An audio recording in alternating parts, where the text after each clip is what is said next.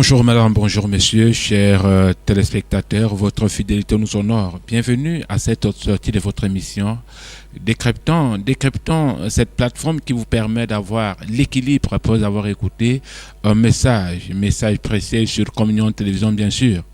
Mesdames, messieurs, nous sommes une fois de plus là pendant 40 minutes avec notre personne ressource, l'apôtre Étienne Comgré, le père fondateur du ministère Appel à la Communion avec Dieu. Apôtre, bonjour. Bonjour Simon, bonjour chers téléspectateurs, que la grâce surabonde sur vous. C'est un plaisir de vous savoir nombreux à nous écouter, pas à nous écouter, mais à écouter le Saint-Esprit parce que nous croyons que nos bouches sont des armes entre les mains du Seigneur pour vous bénir. Soyez bénis au nom puissant de Jésus. Apôtre, comment vous allez? Par la grâce de Dieu, je vais très bien. Une journée très spéciale parce qu'elle commence avec quelques rosées et à présent, au fur et à mesure, on a comme impression qu'il fera un peu chaud.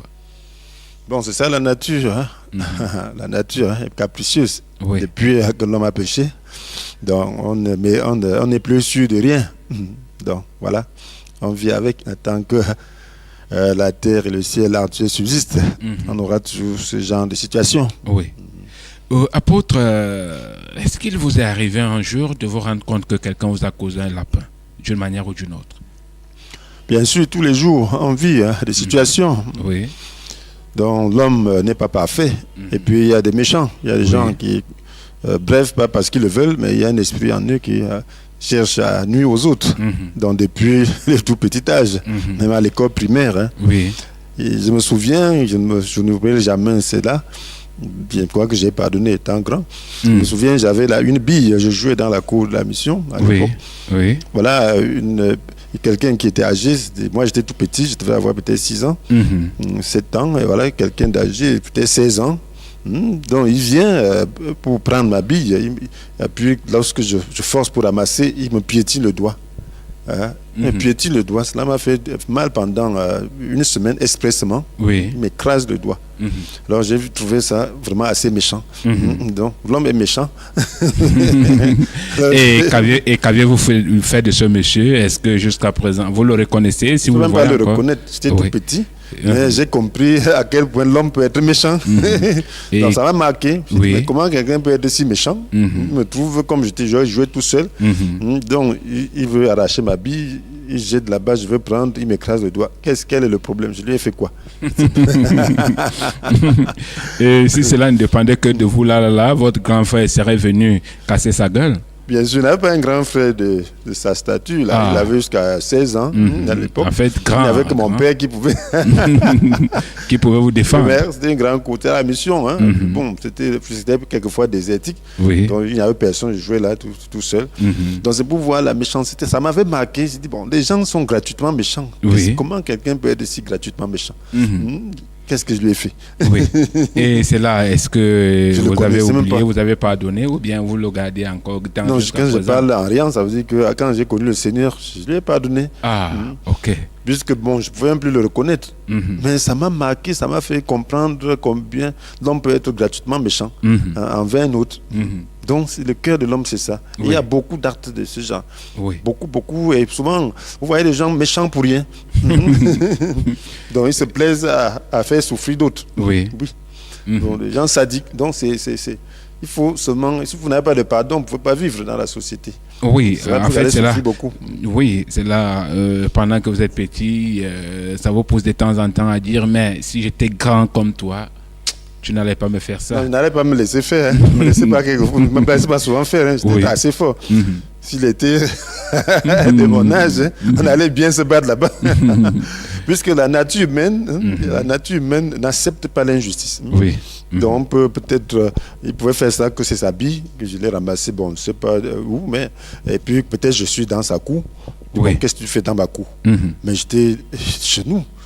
Et puis bon, il est de passage. Bon, je ne vois pas quelle est la raison pour qu'il me fasse ça. Donc la nature humaine n'accepte pas l'injustice. Donc, alors, et puis cette nature humaine, c'est ça qui conduit les gens à se battre même jusqu'à mourir. Parce que c'est ça le propre de l'homme. D'accord. En fait, si je comprends bien, vous avez pardonné, et c'est bien parce que vous avez pardonné. Parce que si jusqu'à présent vous l'aviez encore dans votre cœur, ça ne veut pas être très sérieux en tant qu'homme de ministère, apôtre d'un grand ministère, bien évidemment. Non, ça c'est des affaires. Il y a des gens qui font plus de tort, hein. Bon, bref, qui ne tient pas, on ne tient pas à cœur, hein, parce que c'est la grâce de Dieu de pouvoir pardonner. D'accord. Parce que si le pardon vient de Dieu, et la nature de Dieu c'est le pardon. D'accord.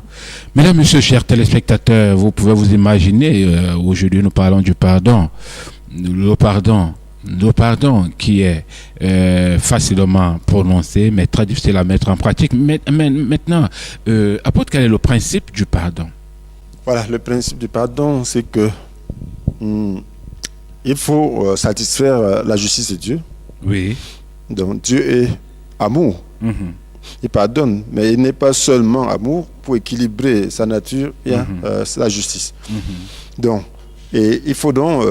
j'ai vu à travers la parole de Dieu qu'il faut payer le prix pour pouvoir satisfaire la justice de Dieu. Oui. Alors c'est ce que Jésus a fait avec nous.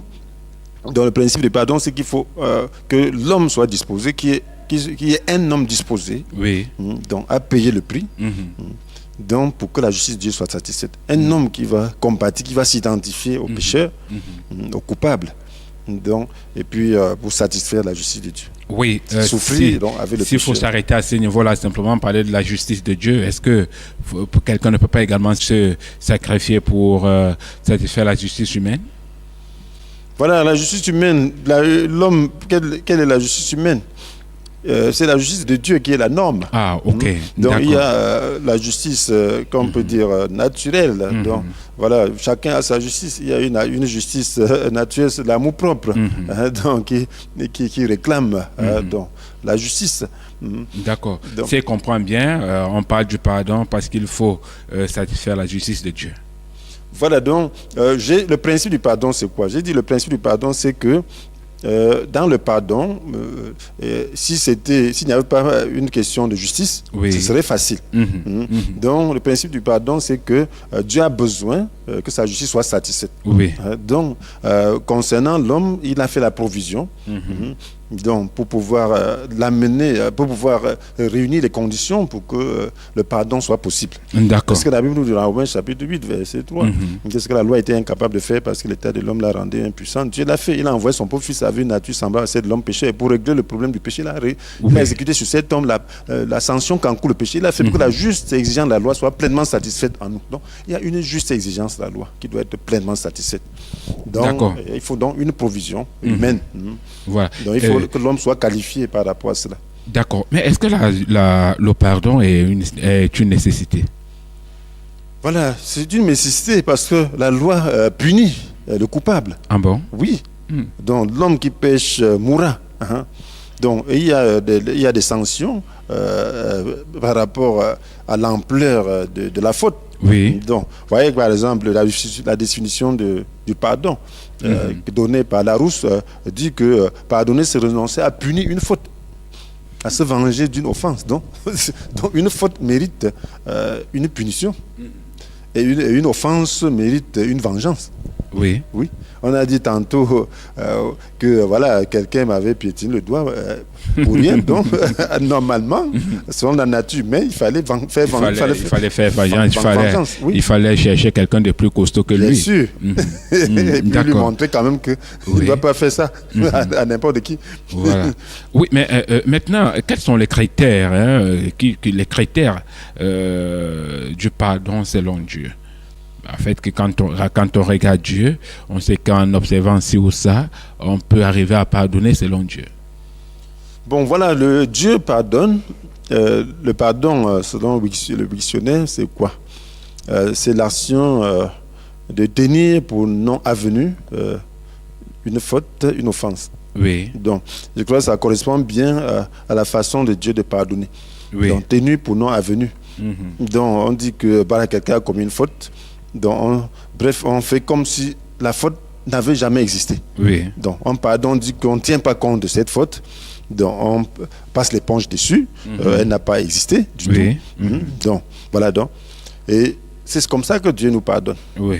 Et c'est comme ça qu'il a pardonné l'homme. Nous voyons que l'homme a péché, il a déformé son image. il a désobéi, il s'est vendu au péché, il s'est vendu au diable.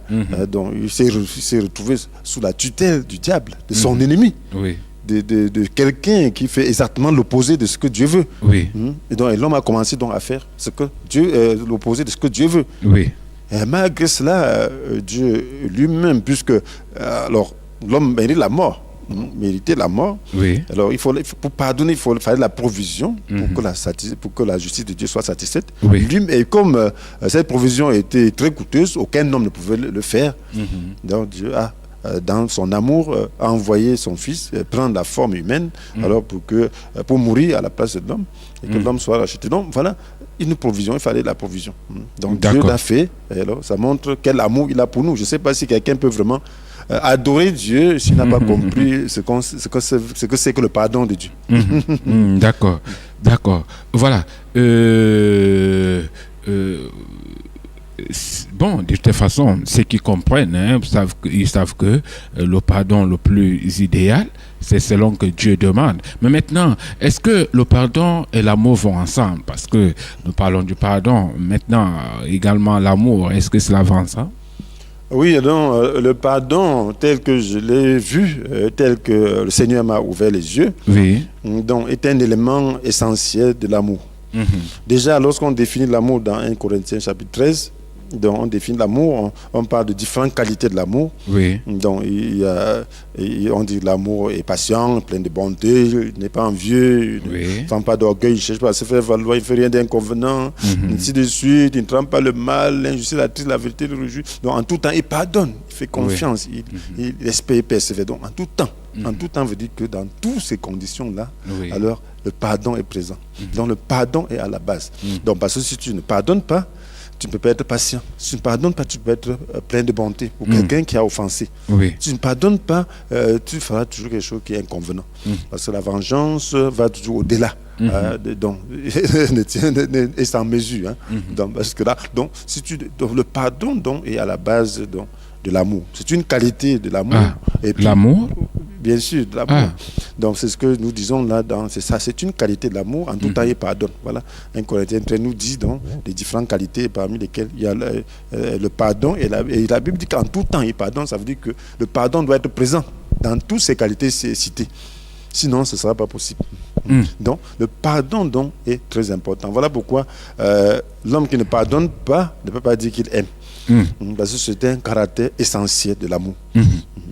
Voilà, mais est-ce qu'il est donc possible que celui qui n'aime pas puisse pardonner? Il dit vraiment, je t'ai pardonné parce que tu m'as fait ci, mais pourtant lui n'aime pas. Donc c'est pas possible de pardonner sans aimer. Peut-être pardonner de façade, peut-être tromper, peut-être berner cette personne. Pour l'attirer, on peut berner, on peut dire, bon voilà, tu m'as outragé, bon, je pardonne par hypocrisie. Bon, pour que cette personne ne se tienne pas sur ses gardes. Parce qu'on veut la voir, l'attirer pour lui faire du mal. Mais sinon, s'il n'y a pas d'amour, il n'y a pas de pardon du tout. C'est pas possible. Mais s'il n'y a pas d'amour, il n'y a pas de pardon. Mais pour celui qui ne pardonne pas, il peut également aimer, non, apôtre? Celui qui ne pardonne pas aimer, parce que ça fait déjà partie de la qualité de l'amour. Ah bon? Oui, c'est pas possible. Bref, on peut aimer peut-être selon certains critères d'amour, mais selon la norme de Dieu, on ne peut pas aimer. Donc, parce que le pardon fait partie de l'amour, des qualités de l'amour. Donc, si on ne pardonne pas, on ne peut pas aimer. Donc, on peut exercer la justice dans le pardon, dans l'amour, je vous dis. Donc, l'amour, il y a certaines conditions qui permettent qu'on puisse exercer la justice, mais pas dans la haine.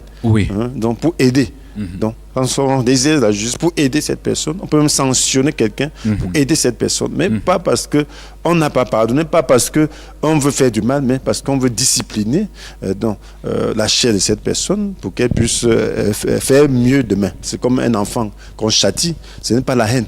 Donc, c'est ça, on ne parle pas de pardon à ce temps-là. Donc, c'est juste une discipline pour pouvoir enlever le mal de l'enfant. Donc, c'est comme ce que la société fait. Donc, souvent, lorsqu'on discipline les gens, c'est simplement parce qu'on veut les empêcher d'être dominés par le mal. Donc, ça doit être toujours épris d'un esprit de pardon.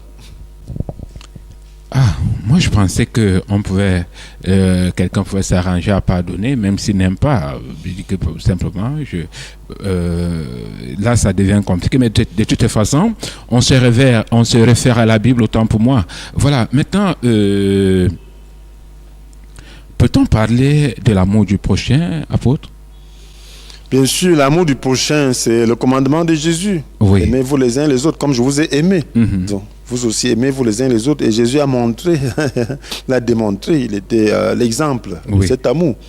Mais vous savez qu'il y a des personnes qui s'appuient beaucoup plus sur l'amour de Dieu en oubliant l'amour du prochain.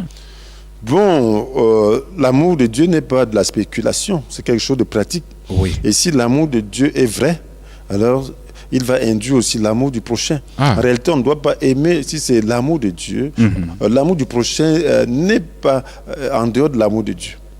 Mais donc, le prochain n'est pas quand même Dieu. Le prochain, c'est l'image de Dieu.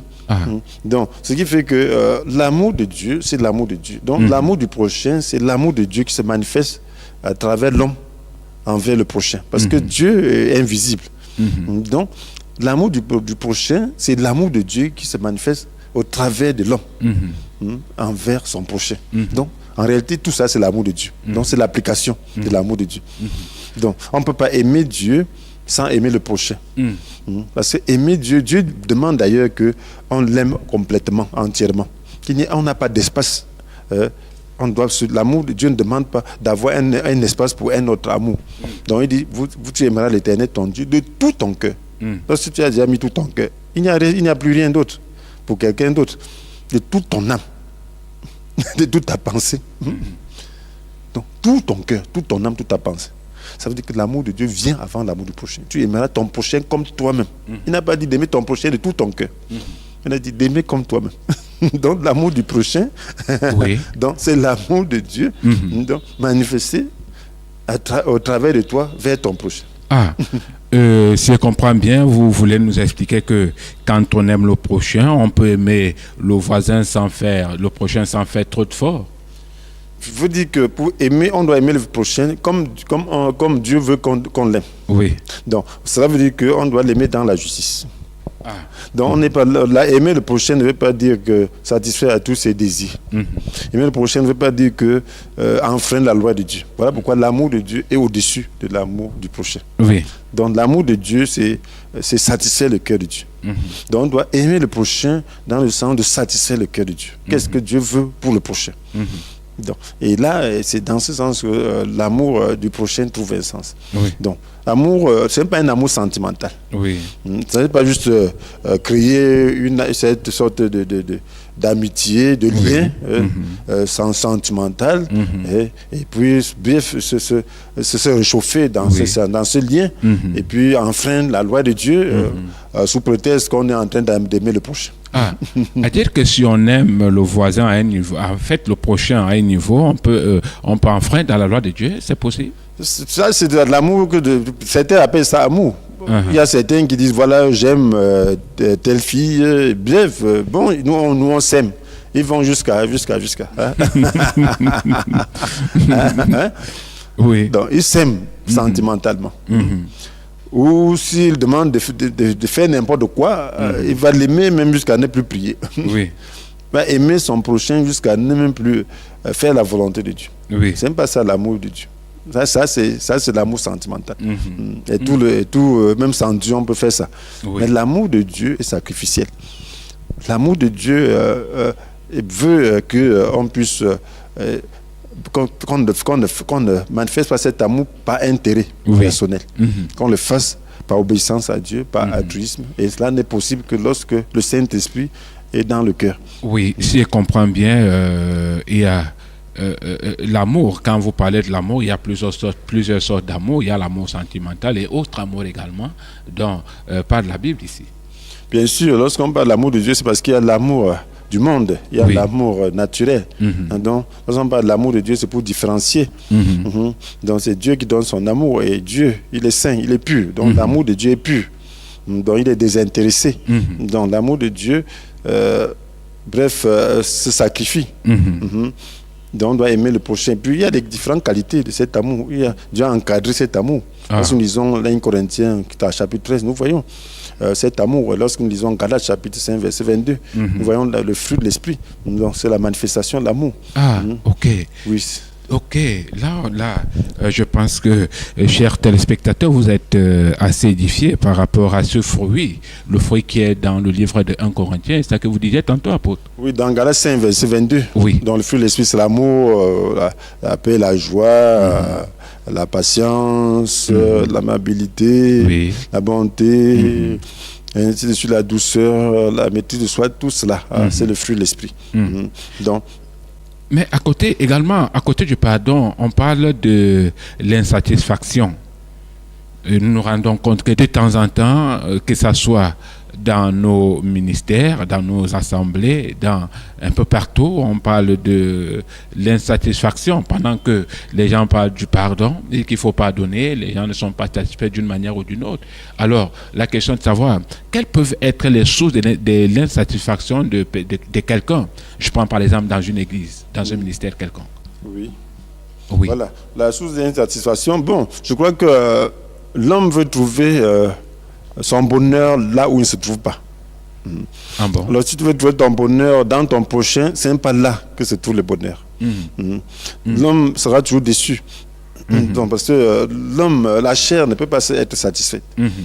La chair a été déchue. La satisfaction ne se trouve qu'en Dieu. Oui. Alors ce qu'on attend de l'autre, on attend souvent de l'autre beaucoup plus qu'il ne peut fournir. Oui. Souvent, on attend de l'homme ce qu'on attendrait plutôt de Dieu. Oui. Donc, on prend souvent l'homme comme un Dieu. On veut que l'homme soit parfait, on veut que l'homme soit... Donc, et là, on est insatisfait. Oui. Donc, c'est même le meilleur homme donc on ne pourra pas satisfaire les désirs de l'homme, de l'homme exigeant. Donc, c'est Dieu qui satisfait. Donc, une fois que vous ne cherchez pas votre satisfaction en Dieu, vous serez déçu. Oui. Donc, et là, puis on va... Parce que chacun a son style. Il y a des gens qui peuvent être souvent déçus par un style. Oui. Je prends quelqu'un qui est bavard. Donc, quelqu'un qui est bavard et celui-là qui n'aime pas le bavardage, s'il se confond à une telle personne, il dit aïe, aïe, aïe, il sera insatisfait. Il va dire, je pensais que tel était comme ça, mais vraiment c'était un beau bavard. Et alors là, il est insatisfait. Donc, ainsi de suite. Il y a des gens qui sont très directs. Donc d'autres qui ne veulent pas s'ouvrir. Donc si vous êtes extraverti, vous êtes avec des gens directs, ainsi de suite, ça va vous perturber. Ainsi de suite. Donc, vous serez insatisfait. Donc voilà déjà sur le plan humain. Il y a des gens qui aiment trop le détail, qui sont très disciplinés. Et lorsqu'ils sont avec des gens qui ne sont pas ainsi, qui ne sont pas pareils. Donc voilà là. Il sera insatisfait. Quel que soit ce que la personne fera, il voit toujours des défauts. Donc, voilà pourquoi c'est Dieu, voilà pourquoi il faut le pardon. Mais ce que nous constatons, nous rendons compte que de la même manière que les gens sont insatisfaits de l'autre côté du monde, comme on dit vulgairement, dans nos églises, cela arrive. Mais pourquoi est-ce que cela devrait réellement arriver dans nos communautés, dans nos églises? Ça ne devrait pas, puisqu'il faut savoir pourquoi on vient à l'église. Donc, si on vient pour chercher autre chose que Dieu, alors on sera insatisfait. Donc, lorsqu'on vient, il faut avoir pour but de trouver Dieu et de créer un cadre pour mieux connaître Dieu et mieux servir Dieu. Donc, si c'est ça qu'on cherche, donc on pourrait être déçu dans certaines églises. Mais en réalité, on doit savoir ce qu'on veut. Donc, si cet essentiel est là, alors on devrait chercher à développer sa relation personnelle avec Dieu. C'est parce que aussi les gens restent des bébés. Un bébé a besoin toujours d'être nourri au biberon, au sein, ainsi de suite. Donc il ne peut pas lui-même se nourrir. Donc l'église est là pour donner un canevas, pour frayer le chemin pour que les gens puissent développer leur relation personnelle avec Dieu. Alors cela demande un travail individuel, un travail de discipline, de méditation, de prière personnelle, ainsi de suite. Donc si quelqu'un ne fait pas cela, il sera insatisfait. Parce que l'église n'est pas là pour nourrir les bébés à tout moment. Mais est-ce qu'à ce niveau-là, apôtre, peut-être une préoccupation de savoir, est-ce qu'il sera nécessaire pour un fidèle de dire qu'il n'est pas satisfait d'une manière ou d'une autre? Bon, on dit qu'on n'est pas satisfait. Bon, je ne sais pas. Il faut savoir pourquoi on n'est pas satisfait déjà. Qu'est-ce qui manque? Ça peut être une vraie attente qui manque. Donc, il faut se rapprocher des dirigeants. Dire, voilà, je m'attends à ceci, je m'attends à cela. Mais que ce ne soit pas un désir égoïste, ce soit quelque chose qui va aider tout le monde. Donc, peut-être c'est un manquement spirituel. Donc, si vous faites, je pense que vous devez faire un effort par rapport à ceci ou cela. Là, c'est positif. Super. Ça, ce sera positif. Donc, personne ne voit tout. Donc, voilà, ça sera quelque chose de positif pour aider à faire mieux, parce qu'il faut toujours tendre vers la perfection. D'accord. Mesdames, Messieurs, chers téléspectateurs, une pause s'impose.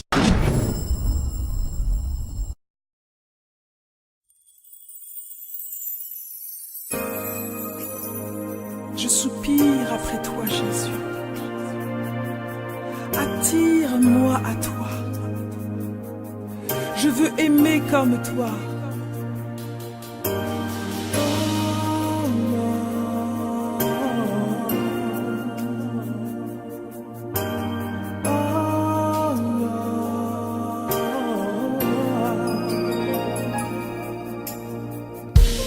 Peux-tu entendre mon cœur, Seigneur? Agréer l'offrande de ma vie. Laisse-moi goûter à la source de mon identité. Je veux rester en toi, n'entendre que ta voix. Répands ton parfum, répands ton feu, répands ton onction, Esprit de Dieu. Répands ton parfum, répands ton feu, répands ton onction, Esprit de Dieu. Répands ton parfum.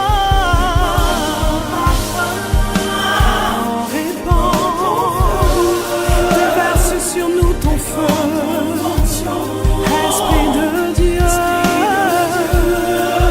inonde-nous, Saint-Esprit. Répands ton feu, déverse sur nous ta gloire. Esprit de Dieu, répands, nous attendons à toi. Répands, Esprit de Dieu,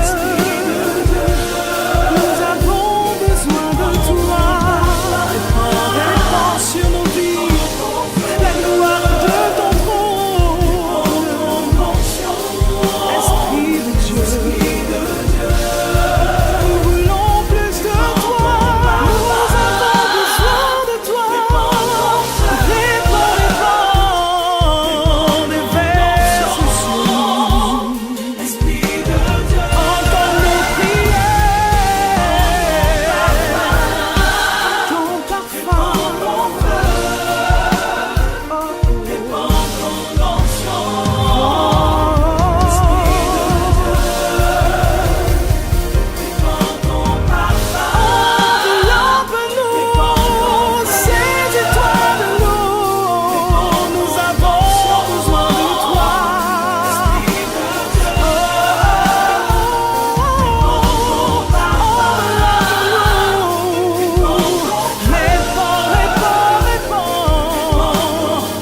Oh, c'est notre supplication, Seigneur. Entends nos cris qui s'élèvent vers toi.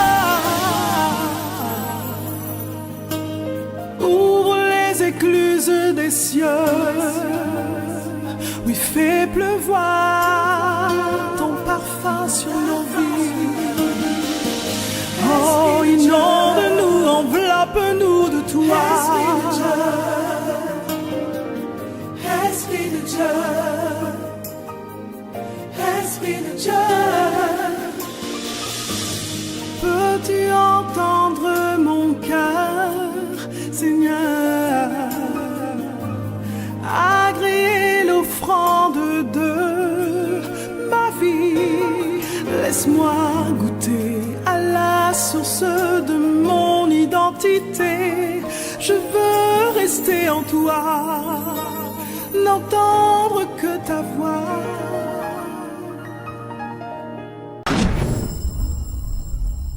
Retour sur ce plateau, mesdames, messieurs, chers téléspectateurs. Vos questions sont attendues par SMS au numéro de téléphone qui défile au bas de votre petit écran. Voilà, apôtre, dans une communauté où il y a les pasteurs, les anciens et autres, et les fidèles, qui doit pardonner? Dans le pardon s'adresse à tout le monde. Ah. Qui peut être offensé? Qui doit pardonner, c'est qui peut être offensé. Donc, qui peut voir une faute. Qui peut voir une faute doit aussi pardonner. Qui peut être offensé doit aussi pardonner. Donc, qu'on soit ancien, qu'on soit fidèle, qu'on soit pasteur, qu'on soit apôtre, alors si on peut discerner une faute, on doit être aussi en mesure de pardonner. Ah. Si on peut être offensé, on doit aussi pardonner. Vous voulez nous dire que le pardon s'impose à tout le monde? Bien sûr. Si le fidèle peut être offensé, donc il doit être aussi pardonné. S'il peut voir une faute, remarquer une faute, ça veut dire qu'il doit aussi être épris d'un esprit de pardon. Voilà, apôtre, est-ce que celui qui, face à une situation, ne peut pas rendre grâce à Dieu, peut parler du pardon? C'est-à-dire que je prends l'exemple, on vient de prendre mon portefeuille par négligence, d'une manière ou d'une autre. Ne peut pas dire Seigneur, je te rends grâce, peut accepter pardonner. Voilà, donc voilà, c'est quelqu'un qui ne rend pas grâce à Dieu dans une situation dont n'est pas directement préparé au pardon. Parce que pour pardonner, ça veut dire que s'il ne rend pas grâce, ça veut dire qu'il est touché, il est offensé, donc il souffre. Alors pour pardonner, donc, il doit faire un effort. Donc il n'a pas été préparé. Oui. Donc il n'a pas été préparé, donc il faut maintenant qu'il puisse se rattraper, qu'il puisse surmonter la difficulté, surmonter la peine. Oui. Comprendre qu'il doit pardonner, que c'est Oui. pour son bien. Et là, maintenant, il faudra donc qu'il porte sa croix, qu'il accepte cette souffrance pour décider de pardonner. Oui, mais est-ce que le pardon sera obligatoire pour lui? C'est obligatoire pour tout le monde. Tout le monde doit pardonner. Je me souviens, il y a quelqu'un qui m'avait beaucoup, que j'avais apprécié, Oui. donc m'avait émerveillé. Bon, on avait agressé, on a pris son sac, ainsi de suite, avec tous ses pièces et tout. Ses clés, tout, ses documents. Bien. Ça, c'est dit gloire à Dieu. Gloire à Dieu. Wow. Ça partait devant elle, dit gloire à Dieu. Alors là, j'ai dit, ah, ça c'est bien. Sois béni. L'agresseur était là, il avançait. Ah bon? Oui. L'agresseur partait devant lui? Oui, il partait en moto, disant gloire à Dieu. Ah. Alors non, c'est une attitude de pardon. Donc, parce que si tu as déjà subi une perte, tu vas encore souffrir la perte à l'intérieur en retenant cette personne d'être agressée. Alors, surtout que il faut arriver à un bon niveau pour pouvoir le faire tout de suite. Nous sommes appelés à cela. Oui. Donc nous devons développer. Donc, ce sont des situations qui nous permettent de nous hisser, même de découvrir ce que Dieu a déjà fait en nous, ce qui reste à faire. Donc, alors quand on peut faire cela, on peut apprécier l'œuvre de Dieu dans sa vie. Oui. Donc là, c'est facile de pardonner. Là, c'est dit que Dieu les pardonne. Gloire à Dieu, que Dieu les pardonne. C'est ça, que le Seigneur pardonne-le. Et quand tu es dans une telle attitude, tu ne souffres pas. Oui. Et Dieu va toujours, tu vas toujours vivre.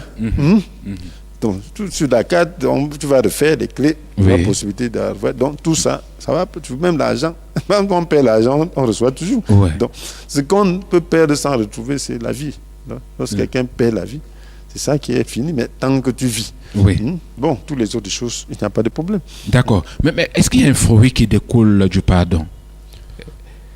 Un fruit du genre, quand tu pardonnes, tu t'attends à recevoir quelque chose, c'est pour ça que je parle du fruit. Bien sûr, c'est l'amour. Le pardon, c'est l'amour. Oui. Donc, le fruit de l'amour, c'est quoi? Et le bénéfice, alors, en fait, s'il n'y a pas du fruit, le bénéfice, du genre, quand tu as pardonné, tu peux recevoir telle ou telle chose comme bénéfice. Lorsque tu pardonnes déjà, sur le plan moral, sur le plan spirituel, sur le plan même psychologique, tu es bien, tu as la paix.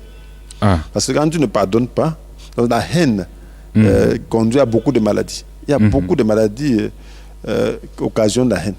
Je ne suis pas spécialiste de ce domaine, je n'étais pas préparé cela. Oui. Donc, quand tu pardonnes, tu es équilibré en toi-même. Alors, ta tension baisse, tu es tranquille. Et puis maintenant, devant Dieu, tu seras aussi pardonné. Lorsque tu seras en état de faiblesse. Parce que le Seigneur dit que lorsque vous êtes en train de prier, si vous avez quoi que ce soit contre quelqu'un, pardonnez lui. Pour que votre Père Céleste vous pardonne aussi vos fautes.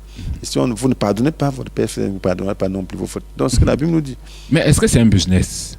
Ce n'est pas un business. C'est-à-dire, c'est une motivation. Oui. Ça doit te faire comprendre que tu dois te décider. Tu dois ouvrir ton cœur au pardon de Dieu. Maintenant, quand le pardon de Dieu est là, ce n'est plus un business. C'est une nature. Ok. Parce que moi, je me posais la question de savoir s'il y avait un business entre Dieu et l'homme. Disant, si tu fais ci, je fais aussi ça. C'est pour ça qu'il a parlé du business, apôtre. Alors là, c'était un business. C'est que certains peuvent rester au niveau du business. Mais respecter ce business-là. Oui, il y a des gens qui restent au niveau du business. Oui. Mais Dieu ne veut pas que tu restes juste au niveau du business. Il veut que tu comprennes que si le danger de ne pas pouvoir pardonner. Et lorsque tu comprends ce danger, que tu t'ouvres, que tu le cherches pour recevoir son pardon. Parce que si tu reçois son état d'esprit, ce sera plus un business. Ce sera la nature de Dieu que tu manifesteras. Ce sera le Saint-Esprit qui te conduira à faire cela. D'accord. C'est comme quand on parle de l'enfer. Que bon, si tu fais ceci, tu iras en enfer. Ce n'est pas un business. On ne croit pas simplement pour échapper à l'enfer. Ce sont des règles qui sont réelles. Donc, mais ça te motive, ça te fait comprendre qu'il faut chercher Dieu. Maintenant, quand tu trouves Dieu, donc tu n'as plus rien à faire avec l'enfer. Oui. Tu n'as plus peur de la loi de Dieu à cause de l'enfer. Mais c'est maintenant l'amour de Dieu qui te conduit à ne pas faire ceci ou cela. Oui. Donc c'est la même chose concernant le pardon. D'accord. Voilà, mais qu'en est-il pour ceux qui font la provision? La provision, c'est-à-dire, il dit, hier, apôtre, tu m'as piétiné ici, moi j'ai pardonné, aujourd'hui tu me fais encore ça, je pardonne. Il dit, je garde, en fait je pardonne. En fait, lui, il commence à compter les pardons pour dire que si j'arrive à ce niveau-ci, je peux vraiment m'éclater. En d'autres termes, je poserai la question de savoir combien peut-on pardonner quelqu'un qui t'offense à tout moment. Voilà, donc, combien de fois, bien sûr. Voilà, donc, j'avais parlé de la provision. Donc, la provision du pardon, ça veut dire qu'avoir un stock. Un stock qui te permet de pardonner. Donc, parce que le Seigneur avait dit à Pierre qu'on doit pardonner seulement 7 fois. Parce que Pierre disait qu'il faut demander s'il fallait pardonner jusqu'à 7 fois. Il voyait 7 comme quelque chose de beaucoup de parfait. Oui. Et le Seigneur lui dit non, pas seulement 7 fois, mais 490 fois. Donc 7 fois 70 fois. Donc quelque chose de ce genre. Donc 7 fois 70 fois. Donc il faut aller pardonner 490 fois lorsqu'on calcule.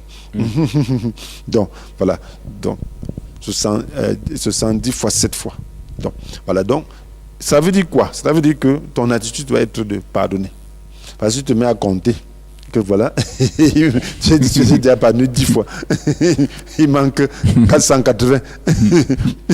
Est-ce que tu vas arriver? Et vous savez qu'on arrive très souvent à dire, hier tu as fait ça, je t'ai pardonné, aujourd'hui là. Voilà, donc que là, ça fait déjà... Tu sais déjà combien de fois il m'a fait ça. Et c'est là que tu deviens plus furieux. C'est-à-dire que toutes les fois tu as entassé. La première offense, bon, tu as dit ça va. Oui. C'est pas grave. Mais la deuxième offense, tu dis, ça monte un peu. Hein. La troisième, ça ne fait que monter. Vous savez que tu n'as pas fait table rase. Mais à ce niveau-là, est-ce qu'on peut parler du pardon, puisque lui dit, j'ai pardonné hier, j'ai pardonné avant-hier, j'ai pardonné avant-hier, mais aujourd'hui là, je ne te pardonne pas. Ça veut dire qu'il n'avait pas pardonné, comme Dieu veut qu'on pardonne. Parce que le pardon, nous avons vu que c'est l'action de tenir pour non avenu une faute, une offense. Oui. Donc, si tu as considéré que la faute n'a pas eu lieu, donc tu n'as plus dit que tu m'as offensé hier, que c'est déjà la deuxième fois. Oui. Donc, il n'a pas eu de faute. Si tu as pardonné, ça veut dire qu'il n'a rien fait. Oui. C'est ce que le Seigneur dit. Il nous a pardonné toutes nos fautes, car il a annulé l'acte qui établit nos manquements à l'égard des commandements. Oui. Il l'a effacé de coulant sur la croix. Donc Dieu lui-même efface Il a dit qu'il devait jeter nos péchés dans le fond de la mer, parlant du péché d'Israël. Donc ça représente nos propres péchés. D'accord. Donc il ne veut plus rien voir. Donc si quelqu'un a péché et que tu as effacé, tu ne diras pas que depuis hier, là, c'est la deuxième fois que tu fais déjà ça. Okay. Donc le Seigneur veut seulement dire qu'on doit être préparé à pardonner toutes sortes d'offenses. D'accord. D'accord. Mais il y a pour une situation, c'est le croquis. Est-ce que cette attitude est de Dieu? Bien dire que quand il s'est croquis, il n'a plus confiance en personne et il s'est dit que tout le monde à côté de lui n'est pas sérieux. Est-ce que cette attitude, se recroquer sur lui-même, est de Dieu? Il a la défensive. Oui. Voilà, donc la vie amène beaucoup à faire cela, à être méfiant. Oui. Être méfiant. Donc le pardon ne veut pas dire qu'on ne doit pas être prudent. Ah, ok. Pardon ne veut pas, il faut connaître. On peut pardonner quelqu'un ne veut pas dire qu'on lui laisse sa maison. Te voler, si quelqu'un t'a volé une fois. Donc, il faut bien fermer ta maison quand tu as vu cette personne. Tu lui pardonnes, ça veut dire que tu l'acceptes tel qu'il est. Oui. Mais tu ne dois pas lui permettre de continuer à faire l'offense. C'est un peu ça, le pardon. Donc, il y a des gens qui ont des mesures de prudence, mais ils doivent, on dit en toute occasion, ils pardonnent. Il fait confiance. Donc, il doit faire confiance, il doit espérer que ces gens vont changer. Ah, ok. Mais en attendant, il faut quand même des mesures de sécurité. Oui, de sécurité. Ok. Pas jusqu'à la méfiance. Donc, mesures de sécurité en observant. D'accord. D'accord. Voilà. Maintenant, apôtre, moi je veux pardonner, mais je n'aime pas. Que faire? Donc, tu veux pardonner, tu n'aimes pas. Tu n'aimes pas le pardon ou tu n'aimes pas les gens? Je n'aime pas les gens. Je n'aime pas les gens, mais moi je mais veux pardonner. J'ai envie de pardonner, mais je n'aime pas les gens. Qu'est-ce qu'il faut faire? Voilà, il faut recevoir l'amour de Dieu. C'est l'amour de Dieu qui aime les gens. Ah, l'amour de Dieu. On va trouver cet amour où? Voilà, l'amour de Dieu demande qu'on puisse accepter l'œuvre de Jésus-Christ à la croix. Oui. Parce que seule cette œuvre nous communique l'amour de Dieu. L'œuvre de Jésus est le seul moyen d'être en contact avec Dieu. Oui. Donc, parce que la Bible dit que Dieu a tant aimé le monde qu'il a envoyé son Fils unique, afin que quiconque place sa confiance en lui échappe à la perdition et ait la vie éternelle. Et qu'il ait la vie éternelle. Donc, il faut placer sa confiance en Jésus, en cette œuvre, le don d'amour de Dieu. Oui. Donc, Christ est l'amour de Dieu. Donc, lorsqu'on reçoit le Christ, on reçoit l'amour de Dieu et on peut aimer.